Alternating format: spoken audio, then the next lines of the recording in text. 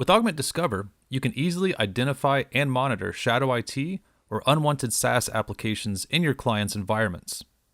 To do this, navigate to the application usage page, and then you can filter by any of the columns in the table at the bottom, whether it be by application, category, approval status, risk level, or productivity. This way I can easily find what it is I'm looking for to present to my client. For example, if I wanted to see if there are any restricted apps in use, I could just simply filter by the approval status.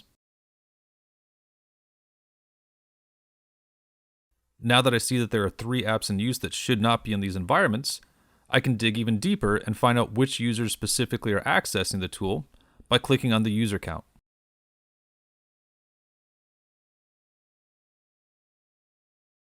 And now that I've identified which apps are in use that should not be, and also which employees are using them, I can export this data as PDF, CSV, or XLS to share with my client.